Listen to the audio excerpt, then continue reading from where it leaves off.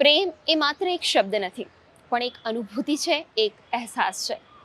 જીવનના કોઈ એક તબક્કે જરૂર પડે છે કોઈના સાથની, હૂંફની, પછી એ મનુષ્ય હોય કે પ્રાણી.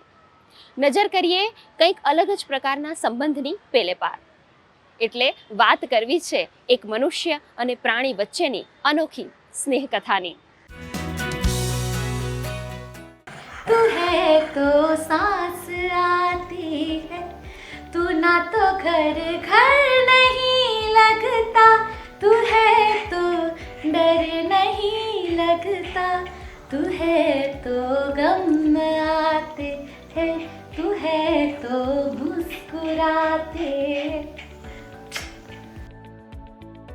મારા જીવનમાં આનંદ કરવા માટે ઈશ્વરે એક બહુ જ સરસ રમકડું મોકલી આપ્યું છે. એ મારું પેટ છે, મારું ડોગ ઇકો.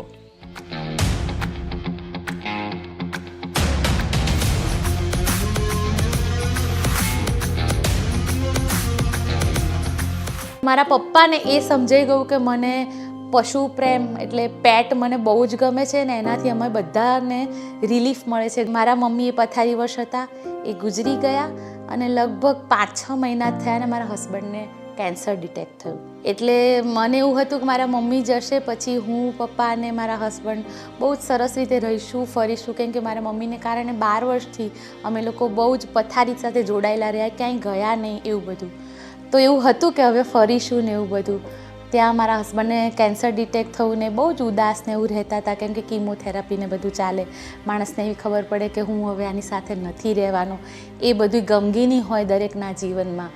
ત્યારે મારા પપ્પાને એવું થયું કે આના માટે રિલીફ એટલે એના માટે કંઈક પેટ લઈ આવું. મારા કરતાં મારા પપ્પાને એવું વધારે થયું કે પેલા એવું જે માણસે અમને આપવાનું હતું એણે કહ્યું કે 2 દિવસ પછી લઈ જજો, હું એને બધું વેક્સિનેશન ને એના પેપર્સ ને બધું કરીને તમને આપું.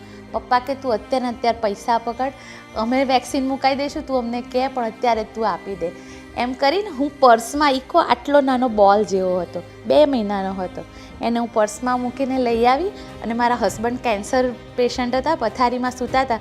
મેં આમ પર્સ મૂકીને એની અંદરથી આમ ઇકો એવું ડોકું કાઢીને મારા હસબન્ડના મોઢા ઉપર જે સ્મિત મેં જોયું છે ને એ જતા રહ્યા ત્યાં સુધી પછી એ સ્મિત મેં ક્યારેય નથી જોયું. અને દોસ્તો, આ કૂતરો એટલો ભાગ્યશાળી છે કે અસ્થિ વિસર્જન અને દેહ સંસ્કાર જેવા પારિવારિક પવિત્ર કાર્યમાં પણ સહભાગી થયો છે. મારા ફાધર હમણાં 4 મહિના પહેલાં એક્સપાયર થઈ ગયા. તો ઇકો આખી રાત મારા પપ્પાના બોડી પાસે બેસી રહ્યો. મારા પપ્પાને સુવાડેલા હતા અને ઇકો આખી રાત એમના માથા પાસે બેસી રહ્યો.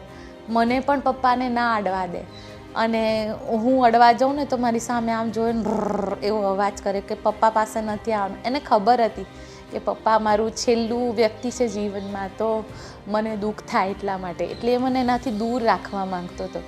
આજની તારીખમાં અત્યારે જેમ તમે મારી આંખમાં આંસુ જોવો છો એમ જ્યારે પણ હું રડું ત્યારે ઇકો મારી સામે બેસીને એવા અવાજ કરીને પછી મને ના પાડે કે નહીં રડવાનું, મને અહીંયા ચાટવા મળે, મને ચૂપ કરવા માટે એનાથી બનતા બધા પ્રયત્ન કરે. કોઈ એને પૂછે ને કે એનું નામ શું છે તો હું કહું ઇકો મારો દીકો. એટલે મારો દીકો ઘરે હોય ને એના કારણે મને આવવાનું મન થાય છે. એવો એક સધિયારો મળે છે કે ઘરે કોઈક રાહ તો જોવે છે.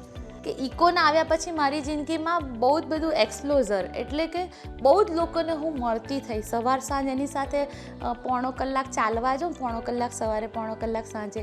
ત્યારે અમારા એરિયાના બધા જ લોકો એટલે ચોકીદાર હોય, ફૂટપાથ પર રહેતા લોકો હોય, ચાના ગલ્લાવાળો, પેલા પાન મસાલા વેચતા વ્હીલચેરવાળા બેન હોય, બધા સાથે જય શ્રી કૃષ્ણ કરવાનું, બધા સાથે ડોગ વિશે વાત કરવાની. અને એ બધાને મારું નામ નથી ખબર, એ બધા મને એમ જ ઓળખે, પેલા કૂતરાવાળા બેન. એટલે મારી ઓળખાણ છે ઇકો આખા એરિયામાં. એ બા પાસે જે સાર સંભાળ રાખે છે એમનાથી પણ એટેચ છે. ચોક્કસ પેટ લાવવા જેવું, કેમ કે પેટ લાવો ને તો તમારા દુઃખ દર્દ બધા એબ્ઝોર્બ કરી લે છે. અને એ તમને એટલી સરસ વાઇબ આપે, એટલો બધો પ્રેમ આપે કે તમારે બધાને એનાથી એટલું બધું એટેચમેન્ટ થઈ જાય કે તમારા બધાનું જીવનનું સેન્ટર જ તમારું પેટ થઈ જાય છે. ગુડ ન્યૂઝ ગુજરાત માટે અમદાવાદથી શ્વેતા યાદવ સાથે પ્રિયલ દેસાઈ અને કૃણાલ ચૌહાણનો રિપોર્ટ.